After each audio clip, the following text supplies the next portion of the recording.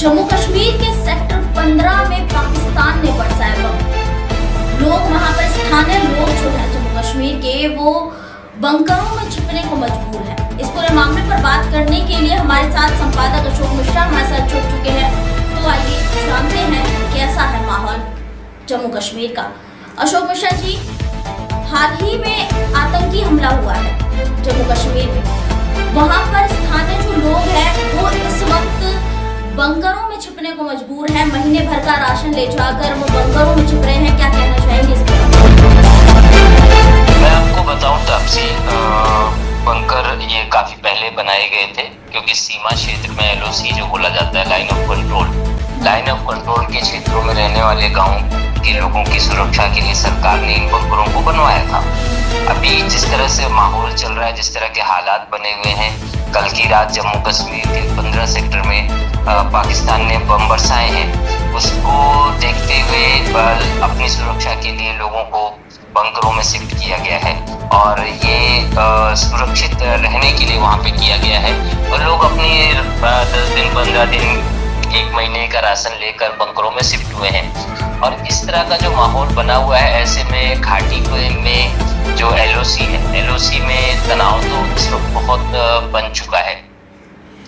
तापसी, अशोक मिश्रा जी, ये जो आतंकी हमला हुआ है उससे अभी तक कम से कम 18 से 20 पर्यटक स्थल जो है वो बंद कर दिए गए हैं। बीच में ये पहलगाम भी चालू कर दिया था दोबारा घूमने के लिए। अब इस पर सरकार क्या गाइडलाइन अब जारी करने वाली है? देखो तापसी, जब ये माहौल बिगड़ा है तो ऐसे में पर्यटन स्थल जो है वो पूरी तरह से डिस्टर्ब हो चुका है क्योंकि पहलगाम में हुई घटना के बाद वहाँ पे जो हालात बने, जो परिस्थितियाँ बनी, उन परिस्थितियों के बाद से वहाँ पर्यटकों का आना जाना पूरी तरह से ठप हो चुका है। ऐसे में सरकार अभी लोगों की सुरक्षा और देश की रक्षा के बारे में व्यस्त है।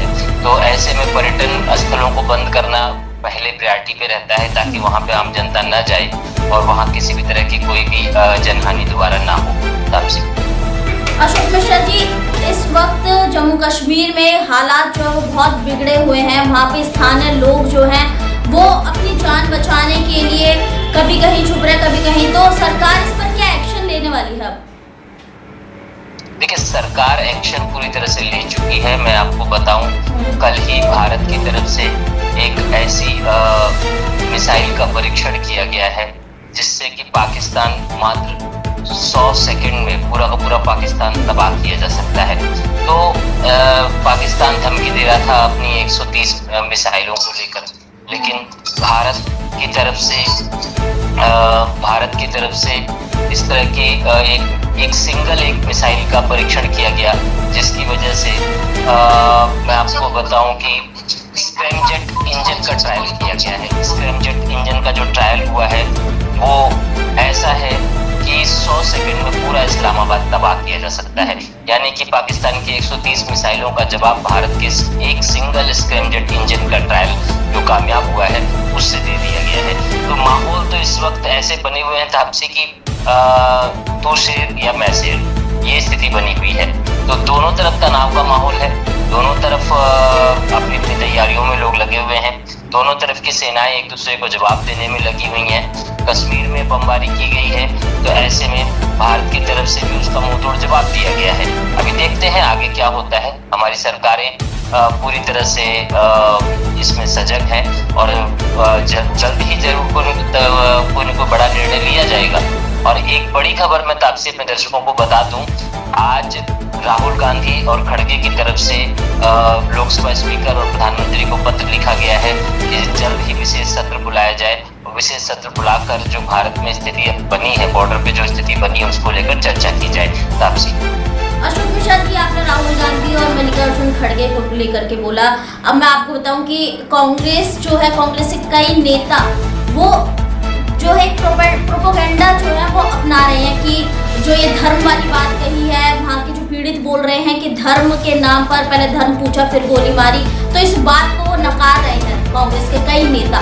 क्या कहना चाहेंगे इस पर कि कांग्रेस खुद ही अपने भारत को नीचे करने के लिए?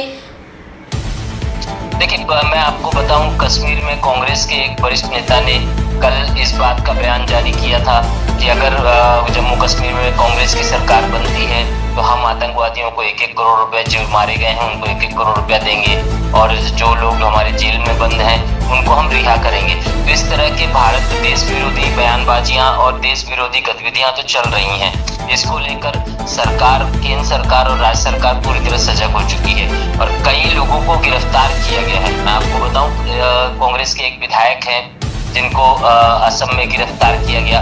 उन्होंने गलत बयानबाजी प्रधानमंत्री और बाकी लोगों को लेके किया था, इस वजह से वो गिरफ्तार किए गए। तो सरकार हर मोर्चे पे सजग है, हर उन लोगों पे निगाह रखे हुए है जो गलत बयानबाजियां कर रहे हैं, देश को कहीं न कहीं गुमराह कर रहे हैं। जी तापसी। अशोक मिश्रा जी, हमारा भारत जो है कल उन्होंने 18 कम से कम यूट्यूब चैनल्स तो वो बैन किया है। वो इन्हीं कारणों की वजह से किया है कि प्रोपेगेंडा ना फैलाया जाए, भारत के खिलाफ कुछ चीज़ें बाहर ना निकल कर आए। अगर कांग्रेस के नेता इस तरीके से करेंगे तो फिर उनमें और इनमें क्या फर्क रह जाएगा? यही तो सोचने वाली बात है। हमारे देश के नागरिकों को यही समझने की जरूरत है। बीजेपी के एक वरिष्ठ नेता ने अभी कुछ दिन पहले जो बयान दिया था कि अगर भारत की 140 करोड़ जनता एक साथ रहे तो भारत का कोई कुछ नहीं बिगाड़ सकता। यही सबसे बड़ी बात है जिसको हमें समझने और सोचने की जरूरत है। अब इस वक्त जरूरत है देश में एक होके चलने की, लेकिन राजनीतिक रोटियां सेकने के चक्कर में गलत बयानबाजियां करके देश की जनता को गुमराह किया जा रहा है, जो कहीं ना कहीं देशद्रोह की श्रेणी में आता है। देखते हैं केंद्र सरकार इस पे क्या कार्रवाई करती है। रही बात सोशल मीडिया पे लगाम लगाकर उसको कंट्रोल करना इस वक्त बहुत जरूरी है, क्योंकि सोशल मीडिया एक ऐसा जरिया है प्रोपेगेंडा फैलाने का जो आग की तरह चीजें फैलती हैं। ये आप भी जानते हैं, हम भी जानते हैं। ऐसे में सरकार हर मोर्चे पे सजग नजर आ रही है, सोशल मीडिया पे भी निगाह रखे हुए है, खबरों पे निगाह रखी जा रही है, बयानबाजियों पे निगाह रखी जा रही है। साथ ही अपने घर के अंदर जो दुश्मन मौजूद है उनसे तो लड़ी रही है, साथ में बाहर जो लोग हैं तो अपने LOC के पार जो दुश्मन है उससे भी लड़ रही है। तो ऐसे में जरूरत है देश में एक होके चलने की, ना कि इस तरह की बयानबाजियां करने की। फिलहाल ये बयानबाजियां जो हो रही हैं वो सिर्फ एक राजनीतिक रोटियां सेकने के लिए की जा रही हैं। तापसी, बहुत बहुत धन्यवाद अशोक मिश्रा जी। मैं आपसे फिर जुड़ूंगी और भी जानकारी के लिए, तब तक के लिए धन्यवाद। धन्यवाद।